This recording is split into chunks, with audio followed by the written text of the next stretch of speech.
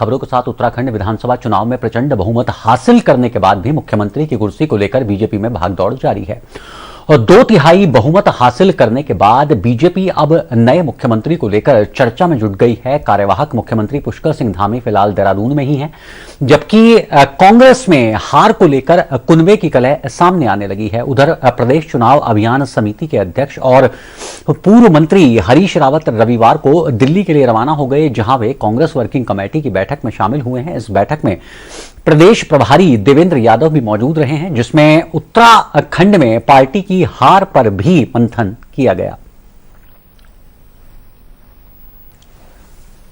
नवनिर्वाचित विधायकों की राय जानने के लिए बीजेपी शीर्ष नेतृत्व ने केंद्रीय मंत्री पीयूष गोयल और धर्मेंद्र प्रधान को पर्यवेक्षक नियुक्त कर दिया है। दोनों नेता रविवार को देहरादून पहुंच गए हैं, जहां विधायक दल की मीटिंग के बाद इस मामले पर कोई फैसला लिया जा सकता है। दरअसल कार्यवाहक मुख्यमंत्री पुष्कर सिंह धामी खुद अपना ही चुनाव हार चुके हैं, लेकिन उन्हीं के नेतृत्व में पार्टी को जीत भी हासिल हुई है। इसलिए माना जा रहा है कि उन्हें पार्टी फिर से मुख्यमंत्री पद की जिम्मेदारी सौंप सकती है। उन्हें 6 महीने पहले ही मुख्यमंत्री बनाया गया था। उनके छोटे से कार्यकाल में उनके योगदान को इसका आधार बनाया जा सकता है। उन्हें दोबारा मुख्यमंत्री बनाने की मांग तेज हो गई है। इसी को लेकर करीब आधा दर्जन विधायक पुष्कर सिंह धामी को फिर से मुख्यमंत्री बनाने के लिए अपनी सीट छोड़ने को तैयार हैं। आपको बता दें कि उत्तराखंड में बीजेपी को 47 सीटें मिली हैं। केंद्रीय पर्यवेक्षकों की मौजूदगी में विधायक दल की बैठक होगी और उसी में नेता का चुनाव होगा, लेकिन अभी तक विधायक दल की बैठक का समय तय नहीं हुआ है और इस बात की जानकारी उत्तराखंड बीजेपी के उपाध्यक्ष देवेंद्र भसीन ने दी है। विधायक दल की बैठक भारतीय जनता पार्टी की बहुत शीघ्र होगी और उसमें केंद्र द्वारा नियुक्त हमारे पर्यवेक्षक भाग लेंगे और विधायकों से विचार विमर्श करने के बाद मुख्यमंत्री नाम पर निर्णय लिया जाएगा। ये कार्रवाई बहुत ही शीघ्र संपन्न होने की संभावना है। उत्तराखंड में सरकार गठन को लेकर कवायद तेज होती जा रही है। होली के बाद शपथ ग्रहण समारोह हो सकता है। वहीं शपथ ग्रहण से पहले प्रदेश अध्यक्ष मदन कौशिक, सतपाल महाराज, सुबोध उनियाल समेत प्रदेश के कई दिग्गज नेता दिल्ली में मौजूद हैं और आला कमान से मुलाकात कर रहे हैं। चुनाव प्रभारी प्रहलाद जोशी और कैलाश विजयवर्गीय हाई कमान को जल्द से जल्द अपनी रिपोर्ट देंगे। रिपोर्ट के आधार पर ही अंतिम फैसला लिया जा सकता है।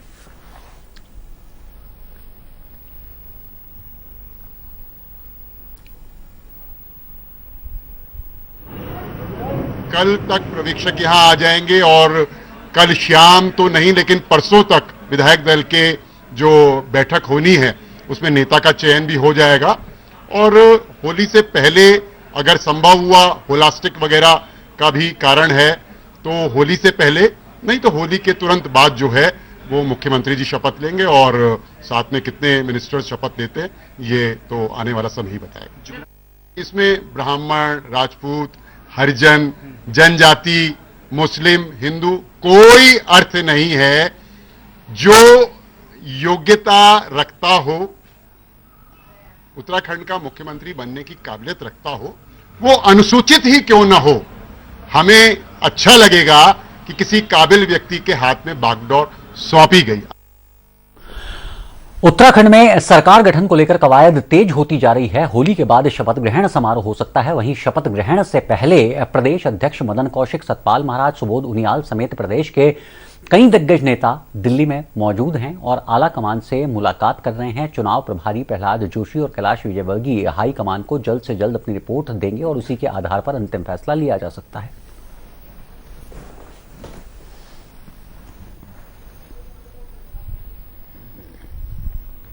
और ताजा अपडेट के लिए राजधानी देहरादून से जुड़ चुकी हैं हमारी संवाददाता ज्योत्सना आपसे जानना चाहेंगे, तमाम शीर्षस्थ नेता उत्तराखंड बीजेपी के दिल्ली में इस वक्त बने हुए हैं। क्या केंद्रीय नेतृत्व से मुलाकात हो पाई है और मुलाकात हो पाई है तो मुलाकात के बाद क्या कुछ निकलकर सामने आया है?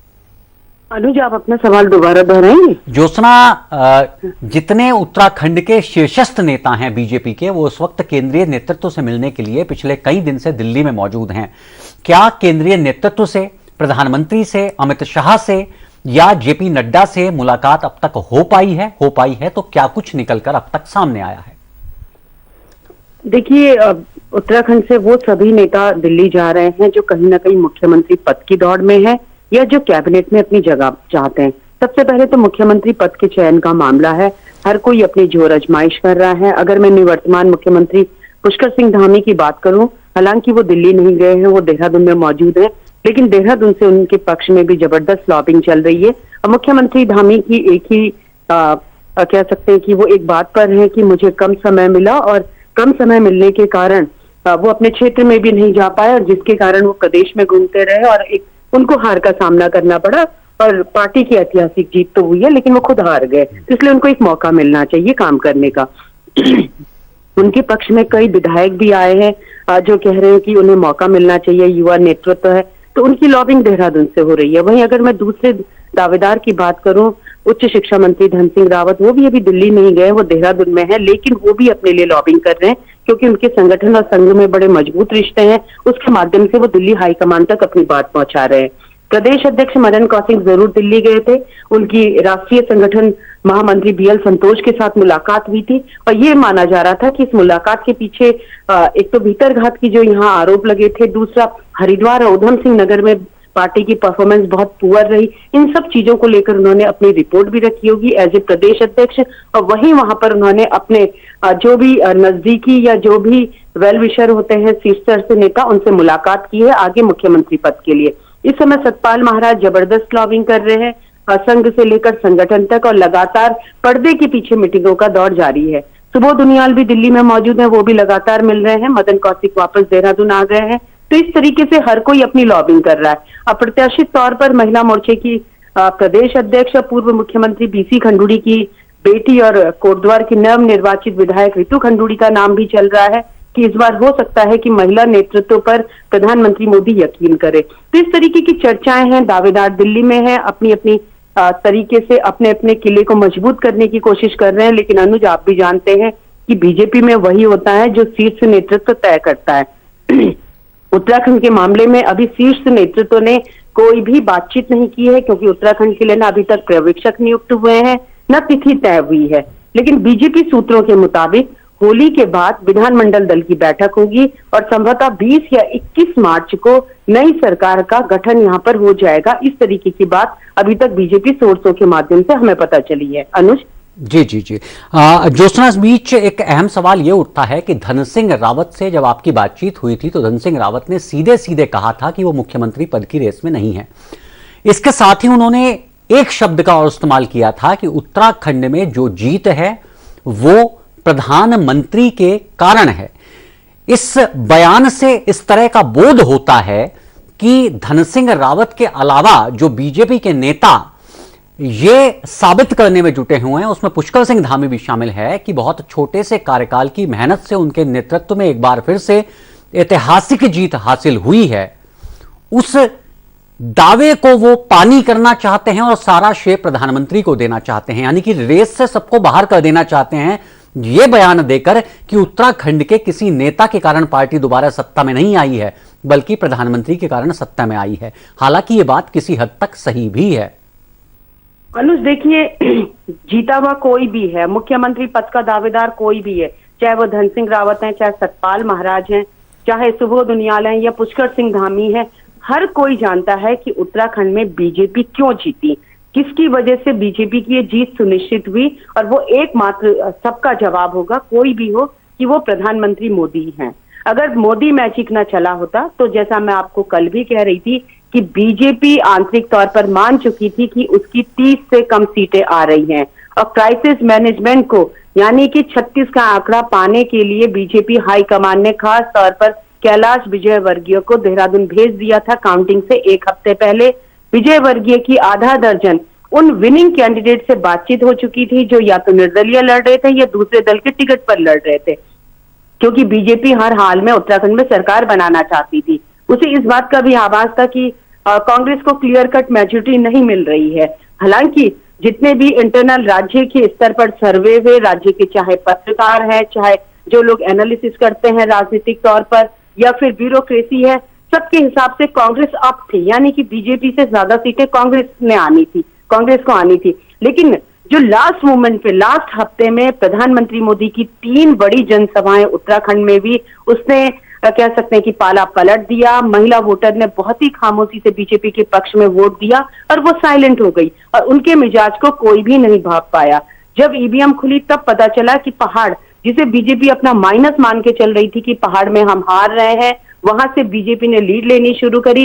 और मैदान में तो आप जानते ही हैं अनुज की हरिद्वार में बीजेपी का क्या हाल हुआ है, 11 में से 3 सीटों में सिमट गई है। उधम सिंह नगर में मुख्यमंत्री खुद हार गए हैं, मुख्यमंत्री के अगल बगल की सीटें हार गई हैं और वहां पर भी वो 4 पे सिमट के आ गई है। तो मैदान में वो मैजिक नहीं चल पाया उस तरीके का जिस तरीके की पहाड़ की महिलाओं ने जबरदस्त पोलिंग करके बीजेपी की जीत सुनिश्चित करी है।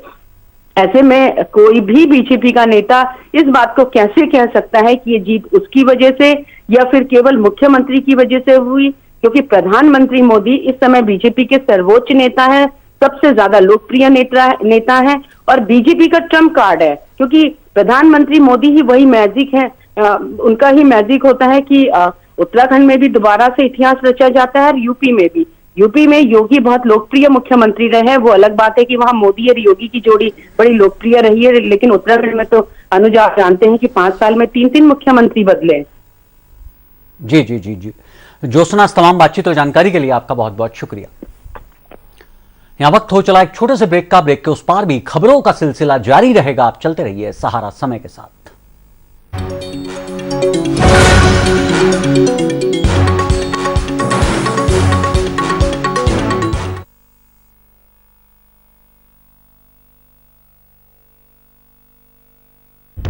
सहारा प्रणाम, हस्तक्षेप में आपका स्वागत है। आज हमारे साथ एक ऐसी शख्सियत हैं, आप हमारे दर्शकों को समझाइए। किसी को कन्विंस न कर सको तो कंफ्यूज करो। अंदाज से नहीं चलता है देश चलता है व्यवहार और कानून से। और बीमारी तो किसी को पूछ के नहीं आती, वो गरीब को भी आती है और अमीर को भी आती है। और नए भारत को बनाने के लिए जो रास्ता है वो जल समृद्धि के मार्ग से जाता है। अगले 3 महीने तक मजदूर से वो पैसा नहीं ले रहे हैं। जो सत्ताएं हैं वहाँ पर उनसे पूछा क्या आपने कि भाई आपने इनको पैदल क्यों चलने दिया? जनरल साहब, सहारा न्यूज नेटवर्क एकलौता ऐसा चैनल है हमारे चैनल का नाम है सहारा, इसीलिए मैंने दे दिया था कोरोना गो ई नारा। क्योंकि पर्यटक के लिए सबसे जरूरी होती है भरोसा और सेफ्टी। बिल्कुल, ये सारे फॉरेनर होने के बाद भी हम किसी का कम्युनिटी ट्रांसमिशन नहीं हुआ।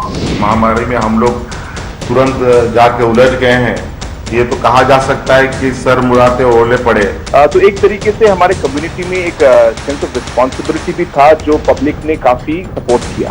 आपकी जानकारी के लिए मैं कहना चाहूँगा जी कि यहाँ रिकवरी रेट भी बड़ी तेजी से हो। नॉर्थ ईस्ट उनके कितना नजदीक है। रोना धोना नहीं रहना है, अगर अपने भीतर का शौर्य को जगा।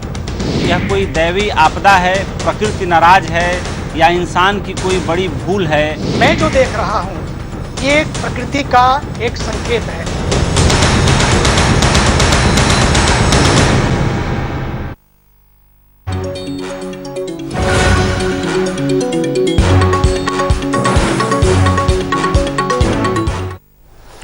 बीजेपी विधानमंडल दल की बैठक तो अभी नहीं हुई है, लेकिन पार्टी के नवनिर्वाचित विधायकों का लगातार पार्टी कार्यालय पहुंचने का सिलसिला जारी है। यहां जीत हासिल करने वाले विधायक एक दूसरे को बधाई देते हुए नजर आए और सभी ने अपनी जीत का श्रेय केंद्रीय नेतृत्व को दिया है। इस दौरान मुख्यमंत्री पद किसे मिलेगा, इस सवाल पर सभी ने कहा है कि केंद्रीय पर्यवेक्षकों के साथ विधायक मंडल दल की बैठक और आला कमान से जो भी आदेश प्राप्त होगा उसी के आधार पर प्रदेश सरकार का गठन होगा।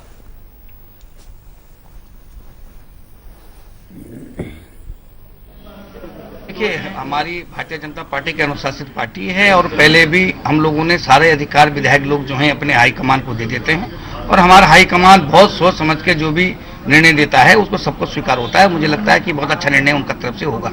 हमारा जो नेतृत्व है इन सब बिंदुओं पर विचार करता ही है और निश्चित रूप से बहुत जल्द वो विषय भी सामने आएगा। पर्यवेक्षक तय हो चुके हैं, एक दिन वो आएंगे, हम सबकी राय लेंगे और उस राय में से जो निष्कर्ष निकलेगा और जो माननीय नेतृत्व हमारा तय करेगा तो स्वाभाविक तौर पे वो हमारा नेता होगा, फिर वही हमारा मुख्यमंत्री होगा। निश्चित रूप से 47 सीटों के साथ में जो है प्रचंड बहुमत की सरकार बनाने का जो है एक अवसर फिर मिला है। मैं अपनी बात करती हूं तो विधानसभा सोमेश्वर जो कि मेरे मायके के रूप में है, उन्होंने ये संदेश दिया है कि हमारी बेटी हमारा अभिमान है, हमारा गौरव है, उस पर मोहर लगाई है। 5 साल के कार्यकाल में जो विकास कार्य किए हैं उस पर मोहर लगाई है। आगे के जो 5 साल उन्होंने दिए हैं वो उसका एजेंडा उन्होंने मुझे दिया है। तो मैं अपने क्षेत्र की जनता को भी और पूरे प्रदेश की जनता का भी बहुत धन्यवाद देती हूँ कि उन्होंने पुष्कर सिंह धामी जी के नेतृत्व को भी स्वीकार करा और प्रधानमंत्री मोदी जी का जो मार्गदर्शन है उसमें आगे चलने का जो है हमें निर्देश दिया है, मार्गदर्शन दिया। तो मैं पूरी उत्तराखंड वासियों का हृदय की गहराई से आभार और अभिनंदन करती हूँ। देखो, सबसे पहले तो मैं अपने केंद्रीय नेतृत्व का, अपने प्रदेश नेतृत्व का, अपने माननीय मुख्यमंत्री जी का, माननीय सांसद जी का और सभी संगठन के पदाधिकारियों का हृदय से आभार व्यक्त करना चाहता हूं, जिन्होंने एक सामान्य व्यक्ति को थराली विधानसभा की सेवा का अवसर प्रदान किया है। मैं बहुत कृतज्ञ हूं अपने केंद्रीय और राष्ट्रीय नेतृत्व का और प्रदेश नेतृत्व का। और उसके बाद मैं जिस प्रकार थराली विधानसभा की जनता ने अपार आशीर्वाद मुझे दिया है, मां नंदा का रिकॉर्ड मतों का आशीर्वाद मुझे नंदा नगर से मिला और थराली विधानसभा के 500 मंडल इस समय एक कीर्तिमान के साथ हमें आशीर्वाद मिला है। मैं उनका भी बहुत बहुत हृदय की गहराई से आभार और अभिनंदन करना चाहता हूं। कांग्रेस के पूर्व प्रदेश अध्यक्ष किशोर उपाध्याय का सियासी बनवास 10 साल बाद खत्म हो गया है। वो टिहरी से बीजेपी के टिकट पर चुनाव जीत गए हैं। चुनाव जीतने के बाद पार्टी कार्यालय पहुंचने पर उनका समर्थकों, कार्यकर्ताओं और नेताओं ने भव्य स्वागत किया है। इस मौके पर उन्होंने अपनी जीत का श्रेय बीजेपी आलाकमान और पार्टी कार्यकर्ताओं को दिया है और साथ ही ये भी कहा है कि वो कांग्रेस के दौर में प्रधानमंत्री तक के चुनाव प्रबंधन को संभाल चुके हैं, लेकिन बीजेपी जैसा संगठन उन्होंने पहले कभी नहीं देखा।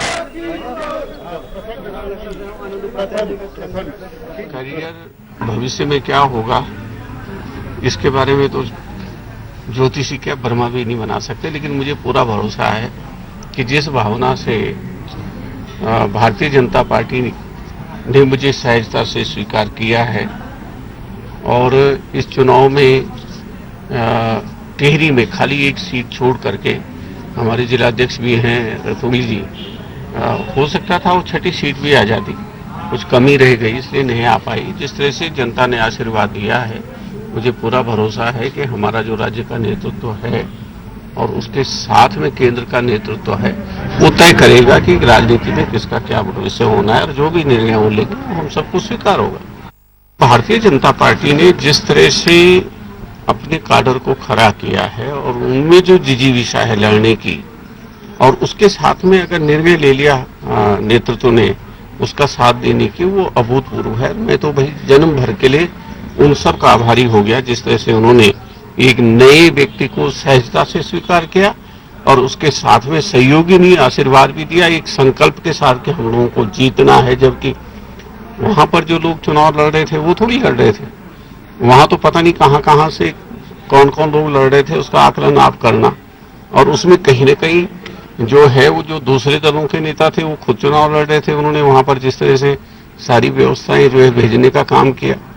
कुछ लोग हो सकता है हमारे पार्टी में भी रहे हों, लेकिन मुख्यतः जो है वो वहां जो 7 कैंडिडेट थे उनका चुनाव नहीं था।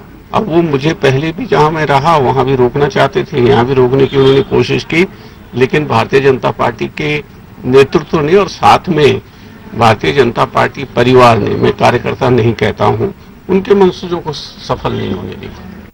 देखिए, हमारा सबसे बड़ा एजेंडा है राष्ट्र, देश और हिंदुस्तान भारत को भविष्य में सुखी और खुशहाल रखने का जो सूत्र है वो वनाधिकार है। और आप ये देखो कि आजकल क्लाइमेट चेंज के बारे में इतनी बातें हो रही हैं और आप अगर सोचिए कि अगर हमने उस पर काम नहीं किया, उसमें उत्तराखंड से लेकर के मध्य हिमालय के सभी राज्यों की बड़ी महत्वपूर्ण भूमिका है। तो हो सकता है कि एक दिन देश ही वीरान हो जाएगा तो फिर क्या करेंगे। पता चला मुंबई जो है वो पानी के अंदर है, जो है 10 मीटर, पता चला कलकत्ता पानी के अंदर है, सिंगापुर पानी के अंदर है, जापान पानी के अंदर है। तो वो बड़े सवाल है और मुझे मुझे पूरा भरोसा है कि उस खतरे को समझ करके निश्चित रूप से क्यों नहीं मांग इन सब चीजों पर बातचीत होकर के हम लोगों ने निर्णय लिया है और मुझे भरोसा है कि उस एजेंडे को राज्य नेतृत्व और केंद्र नेतृत्व आशीर्वाद देगा। उत्तराखंड विधानसभा चुनाव संपन्न होने के बाद भी सियासी दलों के बीच एक दूसरे पर निशाना साधने का सिलसिला बदस्तूर जारी है। एक तरफ बीजेपी में जश्न का माहौल है, पार्टी नेता कार्यकर्ता खुशियां मना रहे हैं, वहीं दूसरी तरफ कांग्रेस बीजेपी पर निशाना साध रही है। कांग्रेस का कहना है कि चुनाव परिणाम सामने आने के बाद भी अब तक बीजेपी ने कोई मीटिंग नहीं की है, ना ही उन्होंने अभी तक मुख्यमंत्री का नाम घोषित किया है, जिससे अंदाजा लगाया जा सकता है कि प्रदेश को किस तरह की सरकार मिलने वाली है। निश्चित रूप से मैंने भी उनका ट्वीट पढ़ा है, हालांकि उनसे बात नहीं हो पाई, उनका मोबाइल स्विच ऑफ है। कोशिश करेंगे उनसे बात करने की, लेकिन इस्तीफा किसी समस्या का समाधान नहीं है। इस समय पार्टी संक्रमण काल से गुजर रही है। कार्यकर्ताओं का मनोबल ऊंचा करने की आवश्यकता है, कार्यकर्ताओं को भरोसा दिलाने की आवश्यकता है। तो हम सब लोगों को इस इस्तीफे की राजनीति से बचना होगा, आरोप प्रत्यारोप की राजनीति से भी बचना होगा। कोशिश होगी कि इस्तीफे वाली लाइन में कम जाके देखा जाए कि किस तरीके से हम कार्यकर्ता का मनोबल बढ़ा सके। इस दिशा में हमको काम करने की आवश्यकता है। सोशल मीडिया में कुछ कार्यकर्ता अति उत्साह में बहुत कुछ लिख दे रहे हैं जो पार्टी के लिए दुर्भाग्यपूर्ण है, और इस तरीके की बातें किसी के लिए नहीं लिखनी चाहिए। पार्टी में अभी बहनोस्ता बढ़ाने की आवश्यकता नहीं, झगड़े को खत्म करने की आवश्यकता है। वाद विवाद में न उलझें। हमने भी और माननीय अध्यक्ष जी ने भी कार्यकर्ताओं से निवेदन किया है कि वो ऐसे वाद विवाद में न पड़े, क्योंकि पार्टी को खड़ा करना है, कार्यकर्ताओं के मनोबल को बढ़ाना है। अगर फिर भी कार्यकर्ता नहीं मानते हैं और इस तरह की हरकत में लगातार अगर जारी किसी की तरफ से रहती है, तो निश्चित रूप से पार्टी उसके खिलाफ अनुशासनात्मक कार्रवाई करेगी और पार्टी बाहर का रास्ता भी दिखा सकती है। आज 4 दिन हो गए हैं, अभी तक विधायकों की बैठक नहीं कर पाए, वरिष्ठ नेताओं के साथ नहीं बैठ पाए। केंद्र से कोई पर्यवेक्षक यहाँ नहीं पहुंचा। पहले दिन करे थे 2 व्यक्ति पर्यवेक्षक बने, उनमें से एक भी यहाँ नहीं आया। ये दिख रहा है वो कितना बड़ा पारदर्शी प्रशासन आपको देंगे, जो पार्टी प्रचंड बहुमत मिलने के बाद मुख्यमंत्री का चयन न कर पा रही हो, वो कैसा प्रशासन चलाएगी, ये आप इसका एक आईना है।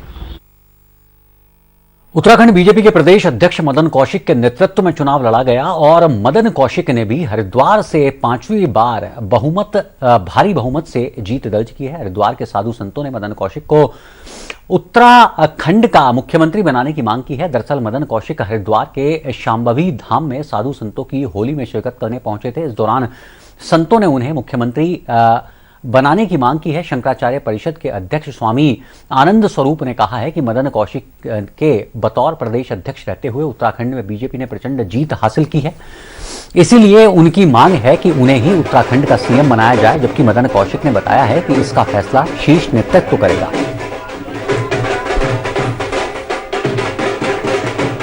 और मुझे भी लगता है कि निश्चित रूप से जो व्यक्ति 5 बार चाहे वो किसी भी तरह से जीता है, ट्रेमेंडस उसकी विक्ट्री है, तो मदन कौशिक के नाम पे भी विचार करना चाहिए, क्योंकि प्रदेश अध्यक्ष के रूप में निश्चित रूप से वो जो काम किया है उन्होंने, और उनके ही नेतृत्व में चुनाव लड़ा गया, पुष्कर सिंह धामी के चेहरे पे चुनाव लड़ा गया, तो इन दोनों नाम पे जरूर चर्चा करनी चाहिए। और चूंकि पुष्कर सिंह धामी चुनाव हार चुके हैं, इसलिए मदन कौशिक के नाम पर विचार करना चाहिए और मदन कौशिक को ही मुख्यमंत्री बनाना चाहिए। बहुत दिनों से बड़े बड़े पद पे रहे, उन्होंने बहुत काम किया हरिद्वार के लिए। कोई दावेदार नहीं होता, जो भी तय होगा वो सभी का सामूहिक तय होता है, और मैं समझता हूँ कि इस प्रकार का कोई नाम चलना चलाना ये सब मीडिया का काम है। बाकी जो भी होगा निर्णय वैसे होगा। कब तक माना जाए कि सरकार का गठन कब तक हो जाएगा, कब तक ये फाइनल हो जाएगा, कौन मुख्यमंत्री बनेगा? होली के बाद। ऊधम सिंह नगर में गदरपुर थाना क्षेत्र परिसर में अवैध असला बनाने वाली फैक्ट्री का खुलासा हुआ है। मामले में एसएसपी बरिंदरजीत सिंह ने कहा है कि एसओजी को विशेष सूचना मिली थी, जिसके बाद एसओजी गदरपुर पुलिस ने मिलकर कार्रवाई करते हुए अवैध असला फैक्ट्री का भांडाफोड़ किया है। मौके से 10 अवैध तमंचे, भारी मात्रा में बंदूक और तमंचे बनाने के लिए उपकरण बरामद किए गए हैं। एसएसपी ने बताया है कि डीआईजी के निर्देश के बाद गदरपुर पुलिस के साथ मिलकर इस अभियान को चलाया गया, जिसके बाद ये कामयाबी हासिल हुई है। इस दौरान उप महानिरीक्षक एवं वरिष्ठ पुलिस अधीक्षक ने पुलिस टीम को 25,000 रुपए नगद इनाम देने की घोषणा की है।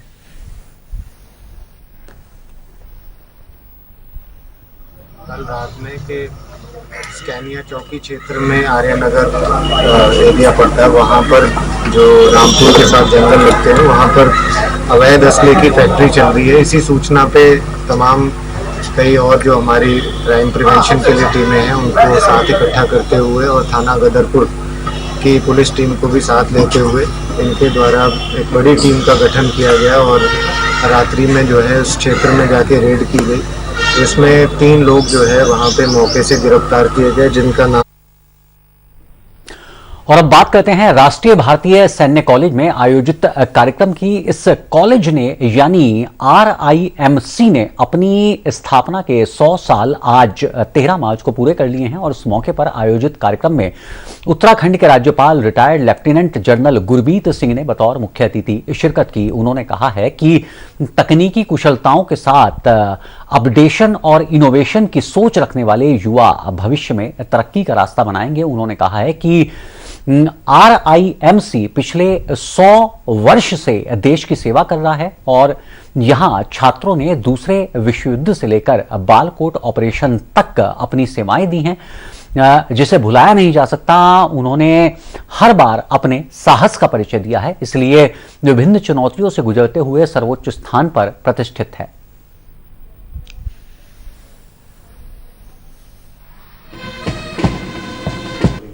तो फिलहाल इस बुलेटिन में इतना ही। ताजा तरीन खबरों के लिए आप लॉगिन कर सकते हैं हमारी वेबसाइट समलाइव.com सहारा बनाम।